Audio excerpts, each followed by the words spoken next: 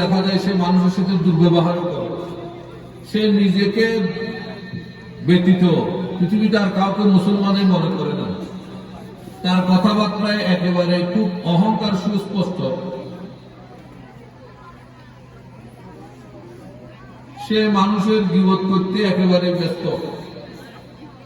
মানুষের নামে কোনো কথা শুনে সেটাকে যাচাই বাছাই না করে কান থেকে ওকান, ওকান থেকে ওকান, সারা দেশ দুনিয়া করে যেটাকে বলে আপনার সুগুলফুরি করা, সমালোচনা করা, সে সেটাতে ব্যস্ত। তাহলে বুঝে যাচ্ছে যে নামাজ তাকে কোনো কাজ করতেছে না। নামাজের যে বেনিফিট হওয়ার কথা, আনিল ফাহশাই ওয়াল মুনকার, দেখা যাচ্ছে নামাজ তাকে মন্দ কাজ থেকে বিরত রাখছে না। তো বিষয়টা কি? তো উত্তর, বিষয়টা হলো, তাই সে নামাজ পড়ছে ঠিক, কিন্তু তার নামাজের মধ্যে যে দুইটা অবস্থান থাকার কথা ছিল, কয়টা অবস্থান? হয় আল্লাহকে দেখবে অথবা আল্লাহ দেখছে এই ভয় রাখবে, সে দোনো অবস্থান থেকে খালি, তার কাছে ইবাদতের মধ্যে দোনো অবস্থা নেই।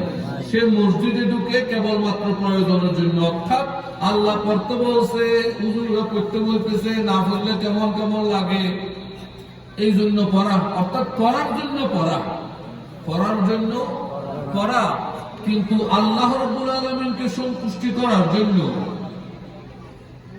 আল্লাহ রাব্বুল আলামিনের মহব্বতের ইবরাত স্বাদ গ্রহণ করার জন্য তার ভিতর কোনো উদ্দেশ্য নেই।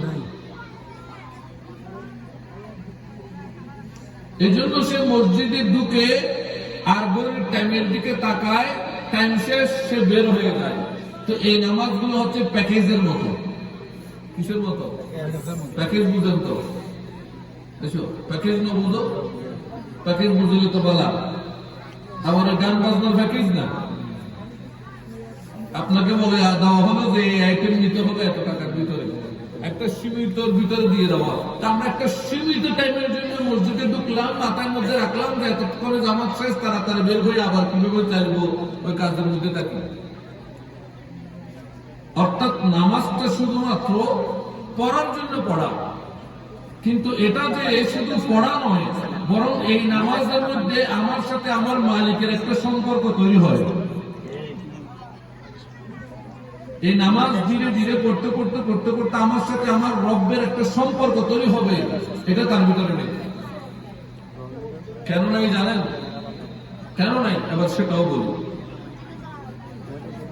সকল নবীদের সময় থেকে, একেবারে ইসলামের শুরু থেকে, অর্থাৎ আদম আলাইহিস সালাম